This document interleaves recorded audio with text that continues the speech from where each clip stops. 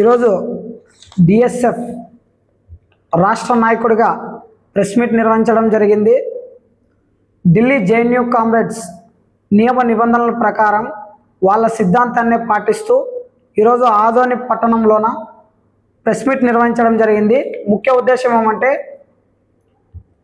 DSF నుంచి నన్ను తొలగిస్తున్నట్లు, దానాప్రమోదను తొలగిస్తున్నట్లు మహేంద్ర నాయుడు అనే వ్యక్తి గతంలో డిఎస్ఎఫ్ ఆర్గనైజేషన్లో పనిచేయడం జరిగింది, వాస్తవమే. కానీ ఇప్పుడు కాంగ్రెస్ పార్టీలో ఉన్నందువల్ల Delhi JNU university general secretary Muntaha Fatima కామ్రేడ్తో చర్చించడం జరిగింది. మరి అలాగే వైస్ ప్రెసిడెంట్ మనీషా కామ్రేడ్తో చర్చించడం జరిగింది.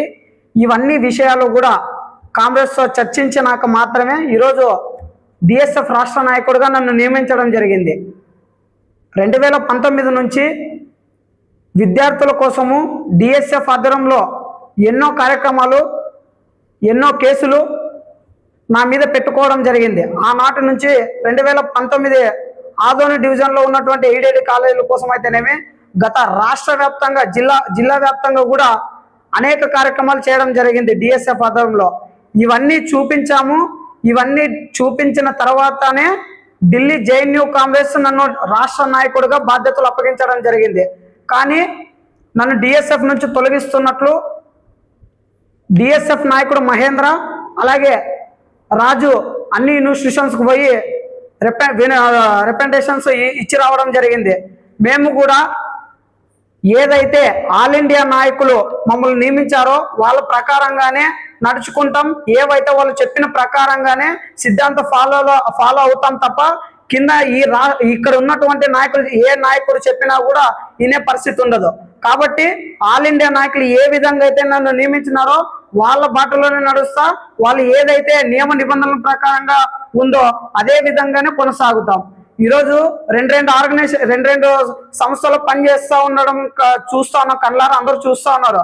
కాబట్టి ఒకవైపు కాంగ్రెస్ పార్టీలో ఉండి ఒకవైపు డిఎస్ఎఫ్ స్టూడెంట్ ఆర్గనైజేషన్ గా నడుపుతున్నారు. గతంలో డిఎస్ఎఫ్ రాష్ట్ర అధ్యక్షుడిగా కొనసాగినారు, వాస్తవమే.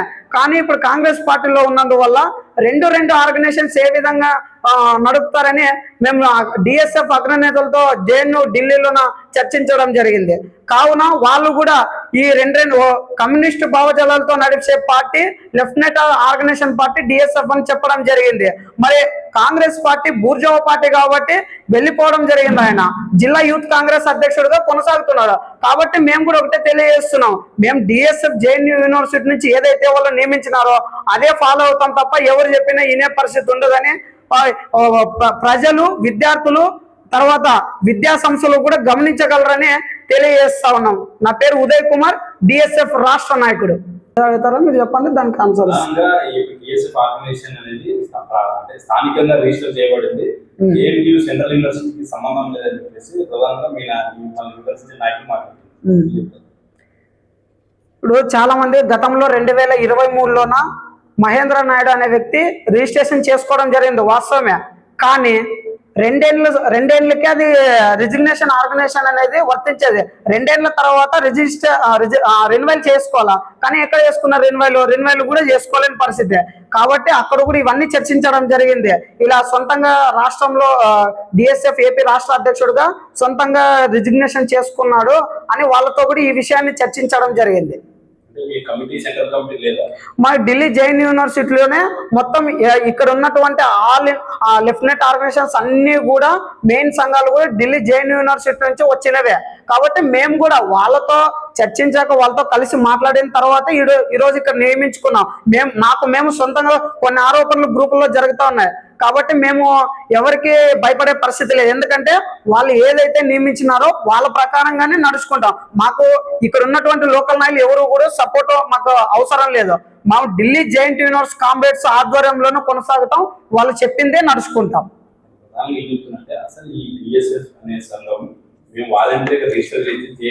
సంబంధం లేదు, రాష్ట్రాల వారీగా ఎవరికి వారు సొంతంగా నడుపుకుంటున్నారు. డిఎస్ఎఫ్ అనే ఆర్గనైజేషన్ వాళ్ళు సొంతంగా రిజిస్ట్రేషన్ చేసుకుని నడుపుకుంటున్నారు. అంతేగాని ఇది సెంట్రల్ కమిటీ లేదు, ఇలాంటి అనుబంధ సంబంధం లేదు. ఇండిపెండెంట్ ఆర్గనైజేషన్ మేము సొంతంగా రిజిస్టర్ చేసుకున్న సంస్థ. దీనికి ఎలాంటి వ్యక్తులు మేము ఓకే కమరం, మీరు చెప్పింది వాస్తవమే. కానీ మన డిఎస్ఎఫ్ అనేది కేరళలోన, టిఎస్ లోన, మహారాష్ట్రలో ఇలా వివిధ రాష్ట్రాల్లో ఉంది. ఓకే, కానీ ఒక ఆర్గనైజేషన్ కి రిజిస్ట్రేషన్ అనేది ఒక్కటే ఉంటుంది. వేరే రాష్ట్రంలో సొంతంగా చేయించుకోవడానికి ఏ ఆర్గనైజేషన్ కి, ఏ నాయకునికి కూడా అది హక్కు ఉండదు. లోకల్ గా రిజిగ్నేషన్ ఏమి ఉండదు. మీరు కావాలంటే అన్ని ఆర్గనైజేషన్ రిజిగ్నేషన్ చూడండి. ఢిల్లీ జేఎన్యూ యూనివర్సిటీలోనే ఏదైతే రిజిగ్నేషన్ ఉందో అదే కొనసాగించాలే తప్ప కేవలం ఆరోపణలు చేస్తున్నారు నాయకులు. మేము ఎక్కడ ఏ రాష్ట్రానికి సంబంధించి ఆ రాష్ట్రంలోనే రిజిగ్నేషన్ చేసుకుంటామని చెప్తున్నారు. కావాలంటే ఎస్ఎఫ్ఐ కానీ, ఏఎస్ఎఫ్ కానీ, అన్ని ఆర్గనైజేషన్, పీడిఎస్ కానీ అన్ని ఆర్గనైజేషన్ చూసుకోండి. అక్కడ ఉన్న ఢిల్లీ జేఎన్యూ యూనివర్సిటీలో అన్ని చూసి వచ్చినాము. అక్కడ ఉండేది ఒకటే రిజిస్టర్ ఆర్గనైజేషన్ తోనే నియమించబడి ఉంటుంది. లోకల్ గా చేసుకున్నటువంటి నాయకులు కేవలం తమ స్వలాభం కోసము వాడుకోవడానికి మాత్రమే ఈరోజు ఢిల్లీ డిఎస్ఎఫ్ ని రిజిస్టర్ ఆర్గనైజేషన్ నడుపుతున్నటువంటి పరిస్థితి. అంటే ఇవన్నీ చర్చించడానికే రాష్ట్ర నాయకుడిగా వాళ్ళు నియమించినందుకే మేము ఈరోజు కార్యక్రమాలు నడుపుకుంటున్నాం. సంఘానికి రాష్ట్ర అధ్యక్షులు రాష్ట్ర అధ్యక్షులు ఇంతకు ముందు అయితే మహేంద్ర నాయుడు అనే వ్యక్తి ఉన్నాడు. కాబట్టి ఇప్పుడు నన్ను నియమించినారు కాబట్టి ఈరోజు ఇవాళ ప్రెస్ మీట్ పెడతా ఉన్నాం బహిరంగంగా. మేము దేనికి నా మీద విమర్శలు వచ్చినా మేమేం భయపడే పరిస్థితి ఏం లే. వాళ్ళు ఏదైతే ఆల్ ఇండియా కమిటీ మాకు సపోర్ట్ ఉంది. ఆల్ ఇండియా కమిటీ ఎందుకంటే ఢిల్లీ జేఎన్యూ యూనివర్సిటీ నుంచి అన్ని సంఘాలు వచ్చిండేది కాబట్టి ఆ రూట్ లోనే నడుచుకుంటాం. మీ ఆధ్వర్యంలోనే రాష్ట్ర అధ్యక్షుడు అయితే రాష్ట్ర కమిటీ మీరే చేస్తారు. మేమే ఇప్పుడు రానున్న రోజుల్లో విద్యారంగ సమస్యల పట్ల ప్రతి ఒక్కటి మెడికల్ కాలేజ్ అయితేనే, మెడికల్ కాలేజ్ విషయాలు అయితేనేమి రాష్ట్ర వ్యాప్తంగా కమిటీలు, జిల్లాల వ్యాప్తంగా కమిటీలు, మండల వ్యాప్తంగా కమిటీలు ఏర్పాటు చేసి మేము బహిరంగంగా పెడతాం అవి కూడా.